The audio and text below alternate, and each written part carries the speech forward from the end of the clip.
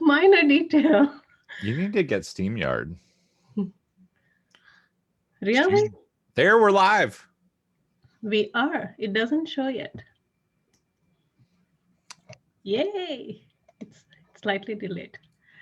Hello, everybody. This is Vaishali, and I am excited because I have Steve Werner here with us today, and he is going to show us how you can create cash if your webinars are producing nothing. So if you have had a launch that has failed, or if you are going to launch, or if you just want to create a better launch, then Steve has tips for all of us. So I would like to welcome him. And Steve, why don't you introduce yourself? Hey, thank you so much for having me on. My name is Steve Werner. I help people with converting webinars. I help people do Facebook Lives that sell, pretty much anything that involves one-to-many sales, being on a stage, talking in front of people. That is my superpower. And I absolutely love people having breakthroughs and finding their superpower. It's usually, one of the scariest things in the world, according to a million different studies, is speaking in front of people, but it doesn't have to be that way. Thank you so much for having me on. I'm super excited to be here. That is so cool. And what was the weirdest superpower you found in someone? The weirdest superpower that I found in somebody? Yes. Man, I don't know about the weirdest. I told you we would have fun here. I mean, there are a ton of unique superpowers out there. There are some people that can just break things down really well. There are some people, the people that do math like that make me Like me. laugh. Like, do you do math like that? Yeah, I used to be an engineer. Well, technically, I'm still an engineer, but I'm just not working in engineering. Well, I can solve problems really well, and I can, like, building stuff I can do really well. Like if it's putting stuff together or working in CAD, but like, man, mathematician people are crazy. So your superpower is super mind-boggling to me. Oh, They say like ADD, ADHD, I probably have both of those. I can't do math very well, but I can multiply really well. Like as in sales, but I don't know. The math people always get me. I kind of use math in my metaphysics stuff as well. So when I do some psychic readings, I use it for timing and for creating numbers. Like there was a gal, I gave her like a $35,000 raise in like less than 5 minutes just by doing some math. Well, a little bit of metaphysics as well, but we'll talk about that later. This is all about you. No worries. I'm happy to be here. Just so you know, she was really nervous to come on because she didn't have her makeup done. And then we were 2 minutes late. She's like, no makeup. No, Steve wanted me to come without a makeup. I said, I don't do that. You'll only see me in the gym without makeup. So, Steve, why don't you tell us, like, what are the three biggest mistakes which people make when they're doing their webinars? So sure. I do audits of people's webinars. That's the start to my value ladder if they have a webinar that's not converting. So I have done more than 100 audits at this place, just going through people's stuff and looking at the challenges that they have. And one of the biggest things that people come to me with is I get 100 people to register, but when I get to the pitch, I have 10 or 15 people or all of them have left. So number one, if that's what's happening to you, it's because you are teaching too much and you are not putting enough stories, good stories, building stories that link people to the back end. Your stories should all create open loops that drive people to the end, right? You might have seen some people, they do, hey, stay on all the way to the end of this webinar. We're going to do a giveaway. We're going to give you a free gift. That kind of works, but not really, because people have to really want that gift, right? They have to really believe that they're somehow going to win it. If you're doing a drawing, they might not win. But what does work is being exciting, being entertaining, having fun with people, making them laugh. If you think about, I want you to think for a second, when you were in school, I think this will be true for you. You tell me if it is. I'm pretty sure it will be. Let's find out. When you're in school, if you think back to high school, you can probably think of your favorite teacher. Do you have a picture of your favorite teacher in your head? I have to think for when I was in high school because it was so long ago. Oh, come on. You can remember your favorite teacher. But I can remember one favorite teacher. Go on. What's next? Okay. So you have your favorite teacher. Everybody out there listening, have your favorite teacher in your head. Then think about all the other teachers. You would go into their class, you would sit down, you'd probably fall asleep or pass notes or sneak out the back door or force yourself through gritted teeth to stay there and learn what you could, right? The difference between the teacher that you loved and the teachers that were boring was not the amount of knowledge that they shared with you. If anything, the boring teachers shared more knowledge with you because you would go and sit down and they would probably start lecturing right away. They'd overload your mind with facts. Here's what happens. If you don't use story, if you don't use metaphor, if you don't use the tone of your voice, if you don't pace people, lead people, show people the future, like I'm doing right now, I've taken you back and forth in time. And it's making your mind active in a way that is fun and engaging versus just overloading you with facts. But that's what most people do because they're like, I am the best at whatever. Let's say that you are the best health coach, right? I've seen a lot of people be like, oh, I have the best diet. I'll help people lose the most weight. But if you just stand up and start listing off things, your mind shuts down. If you think about this, the teachers that you had in high school that were boring and difficult, or somebody now, think of one of the boring webinars that you've been on in the last 6 months, because I think everybody's been on at least one, right? Have you been on one? After I look at those webinars, I don't even know how they make millions of dollars from those. Well, they may or they may not, but it's boring, right? The minute that they overload your brain with too much information, too much deep information that you're trying to process, our first gut instinct is, it's too much. I need to go do something else. I need to do something lightweight. The second thing is, if you teach too much, let's say that you are a really good teacher and you're really engaging in what you're teaching.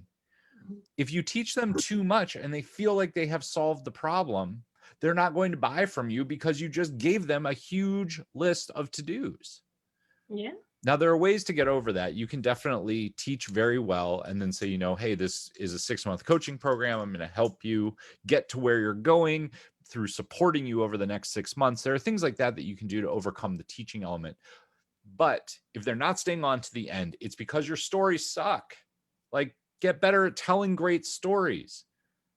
And stories can teach. For anyone who thinks that stories don't teach, look at the Bible. Like, whether you love the Bible, hate the Bible, believe it's true, believe it's false, it is a great teaching tool. The story that I just told you about high school is a great teaching tool. It taught you something. And those little nuggets, you only have to get a couple of those lined up for people to really be engaged. So that's the first thing. Does that make sense? It does, but I was thinking that if someone doesn't read the Bible, if somebody's like me who doesn't read the Bible, what do they do? I bet you know one of the Bible stories, though. Well, I listen to Joel Osteen every Sunday, so I know whatever stories he tells. That's about my knowledge. I actually take information from his teachings. Mm-hmm.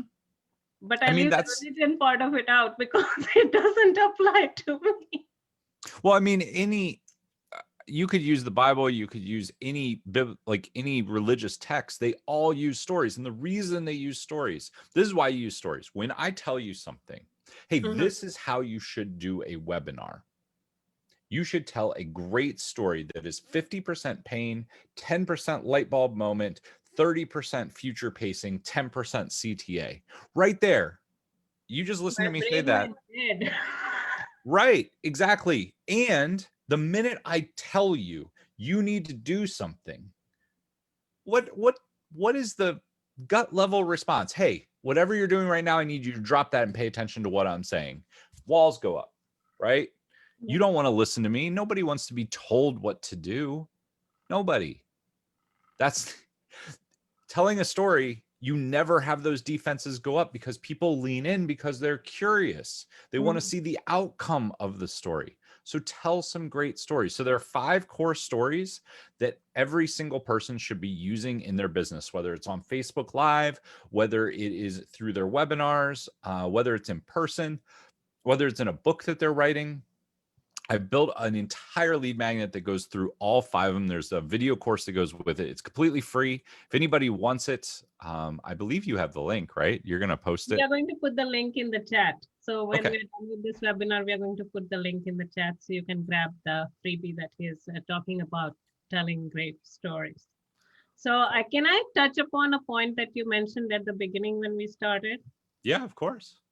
So you said something like, they don't have to teach the whole section. You said something like they teach the whole section and then at the end they pitch and then they leave. The audience will leave. So at what point should the presenter start pitching? So usually in a webinar, you want the quote pitch or the offer to be about, I mean, it could be, if you're doing a 45-minute webinar, you're probably going to want to quote pitch, because pitching is still teaching. You're just tying the offer, you're tying the sale to more teaching points. You're giving them more breakthroughs that you're giving them. So I hate using the word pitch. I would much rather say you're adding the sale, right? That should be at least half of the time that you're spending. So if it's 45 minutes, you need to be at least, I would say, 20 minutes. And all you're doing is transitioning from just teaching, right? Telling 3 to 5 core stories that get them to have little breakthroughs and future pace themselves, to then, okay, so I've just given you a whole bunch. You have some ideas. Your brain is busy processing. You're thinking about that stuff right now. How would you like to see how we could work together over the next 2 months to really start to flesh these out? Doesn't it make sense that you're not going to get everything done in the 30 minutes that we're spending together right now? But if we spend 30 minutes a week together for the next 6 weeks, we could get something done, right? How would you like to see what that journey would look like? So then you can paint that picture and walk people through it. That's where the pitch is. Honestly, if they're still, this is a question that I get quite a bit. How long should my webinar be? How long should I stay on? If you have people that are still on, if you're doing it live, and I recommend everybody do it live at least 25 times. If you're doing it live and you have people, let's say that you started making the offer, you started driving people to the sale, and you still have people watching you, you should still be talking. At that point, it's all about overcoming objections. So the biggest objections are, of course, time and money. Those are the 2 first ones, but tie them down to individual ones. Well, you might be thinking, I'm not going to be able to be on the trainings live, and I don't just want to do the recordings. Is there some way that we could do that? Yes. This is what I do for people that want that kind of takeaway, right? You want to be on some of the lives. I'll move some of the lives around, or we have them at different times. You want to overcome objections, right? What's the next objection? Well, do you have a payment plan? You know what? I don't normally offer a payment plan, but I am going to offer it on this webinar. If you're still listening and that's what's been stopping you, I want you to type in the box. Okay, Joe, you say you want a payment plan. I will give you a payment plan right now. Go to this URL. You can sign up. And then if Joe's still there, you can say, Joe, you said you needed a payment plan. I gave you one. What's the next thing that you need? You can don't have the money. You can keep overcoming objections. Well, I mean, that's the thing. One-to-many sales, if you're doing one-on-one sales, you can find out what their objections are and whether it's an objection, right? Or a no, like they're just not going to do it. Yeah. If it's an objection, you can overcome it. If you're one-to-many, you need to overcome all the objections that you can think of. So at the end of the webinar, it's not a bad thing to continue talking. You can start telling. The other thing that you can tell is tell your customer story, tell testimonials. I was working with a client and we held their first event and we did more than $1 million from stage with 300 people in the audience. This is how we did it. They had never spoke on stage before. So I gave him 5 personal training sessions to get him where he needed to be in the delivery process so that he had all of his stories down cold, so that he presented with charisma and drove people to the sale without high pressure sales. Can you see yourself doing that? Okay, why are you guys still here? You guys are still hanging out. Go buy. Like, there's nothing wrong with that. There is absolutely nothing wrong with driving people to the sale. If you want your life changed, you should go buy a product. That's just the first one. You got any other questions around there? No, I think let's move on to, we have, let's see how much we can get to, because we have like 10 more minutes. So how about you get to the boring offer part of it? Sure. So the offer part, I want to touch on the slides. So the three things are story, slides, and the outcome, right? The offer. So first off, slides. Never, ever, ever, ever, ever, ever, ever read your slides. You should not be reading your slides. Your slides also should not have more than 8 to 10 words of text. Do not rely on your slides. I see so many people buy a framed work slide deck and then they fill it in. They use some wizard somewhere that they spent some money for, and they answer a gazillion questions and spits out an auto deck. That webinar is not going to convert very well for you. It does not include stories. It does not include your pictures. It's not a well-built deck. The reason that I say that is, yes, will it work? It's better than nothing, but it's probably what's probably going to happen when you go through that process is you are going to build the deck. You're going to roll through it on the webinar one time. You might get a sale. You're going to feel bad delivering it. You're going to be really clunky. And then you're not going to do it again. It is better to spend a little bit more time up front, build a custom deck, do what I'm telling you, practice your presentation skills, learn how to present. You're going to have way more fun doing the webinar, and you're going to get way more sales, even though it might take a little bit longer. Can I So just that's, share a small story? yeah. So I was presenting once, this was a few years back, back in the times when people used to actually meet in person and see each other, like the Like last old year. age, like the old age. And how do I say that? The projector was not working in the room. So I told the guys, I said, listen, if it's not working, I'm not going to fret over it. And I just went and just delivered my thing with no slides. And at the end, a few people came up to me and said, I would have preferred a few slides. I said, that's too bad. Well, I mean, if you practice with no slides, the people who did live events in the 80s and 90s, which is who I studied to like learn this. Mm-hmm. I've studied everybody. I've studied Russell. I've studied Frank Kern. I've studied Joe Polish. I've studied Dan Kennedy. But like you look at like Gary Halbertson, Dan Kennedy, John Childers, like they were the old school. They never used a deck. If they used anything, they used an overhead projector and they drew a few little things on it. But people, if you're a good presenter, this is the thing. If you're not a good presenter, you have to rely on the slides. You're going to get way lower conversion, but Mm-hmm. you have to rely on the slides. If you learn to be a good presenter, you can present with or without a slide deck and you will get 2 to 3 times the number of conversions and you'll have more fun because it's interactive. So the last piece is the offer, right?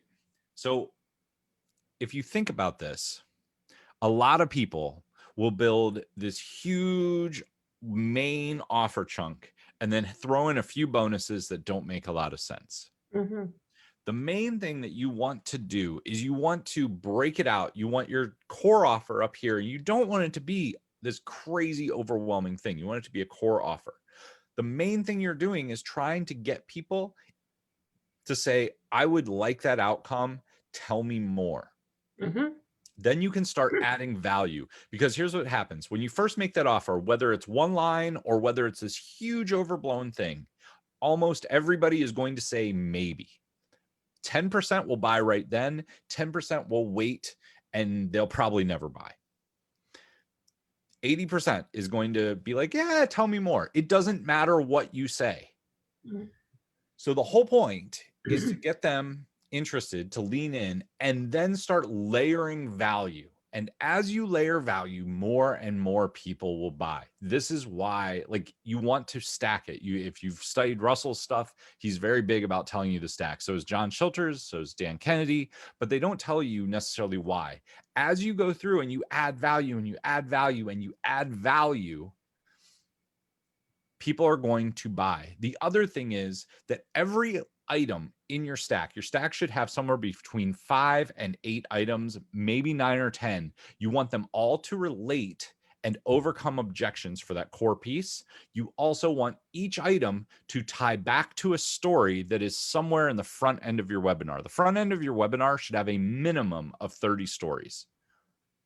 They can be one sentence stories. They can be some customer testimonial stories. They can be your hero's journey story. They can be the stories that get people moving forward.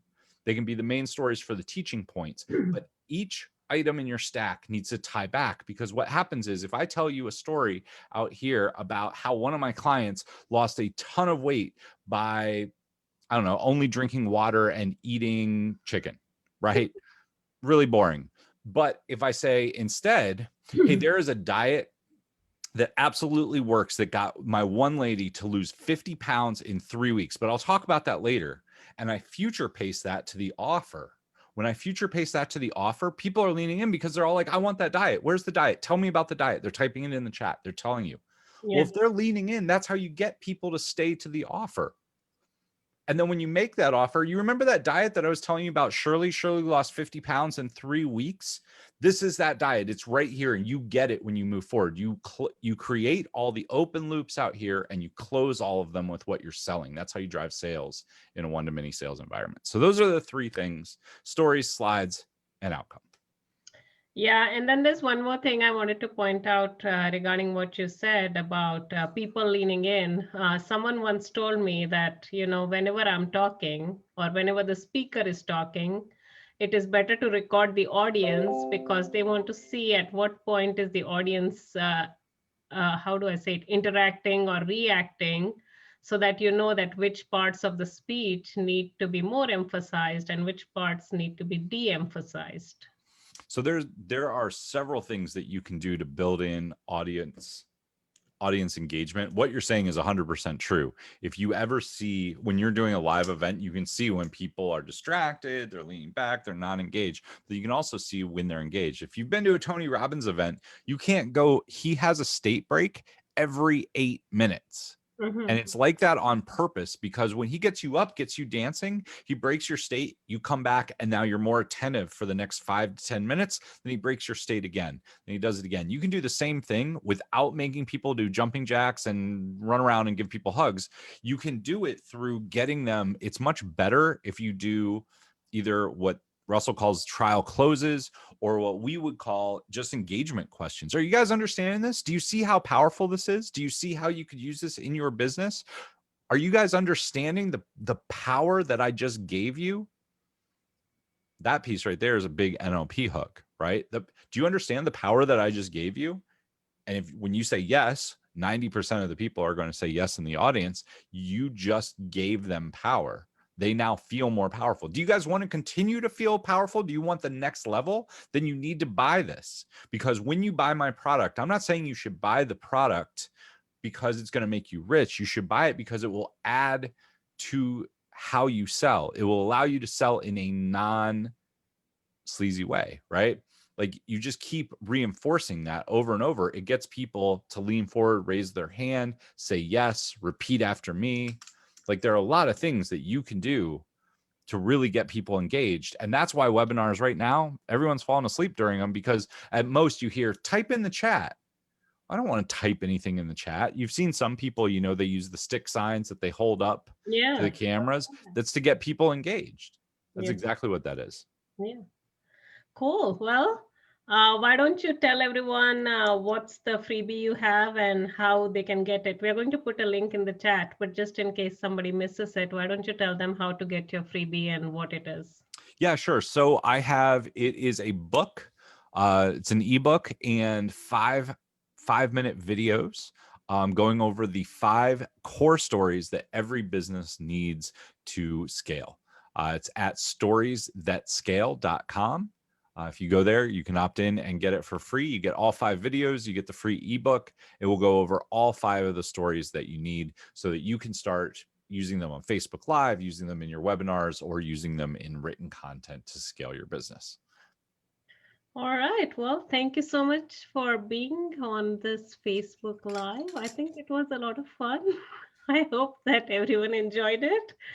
And Cool. I guess I will be on your podcast next time. So if you guys want to watch a little bit more interaction, then you can find me on his podcast. And then just tell your site one more time so that people can get to it. Yeah, sure. It's storiesthatscale.com. That will get you the free lead magnet. If you have questions on webinars, I specifically do webinar audits, and I help people build their webinars from scratch. We build the webinar, we build the deck, we build the funnel, we build the ads. We do all of it with you. It's not a done for you because I do have to sit down and get to know you because it's your business. But you can DM me. Stephen Philip Werner is my Facebook, or Stephen Werner I'm sure I'm tagged in this, but DM me. I'd be happy to have a conversation with you and let you know what that looks like. We can build out your webinar. I also do speaker training included in that package so that you become a rock star presenter. I would love to chat with you. Yay. Thank you so much, Steve. No problem. My pleasure.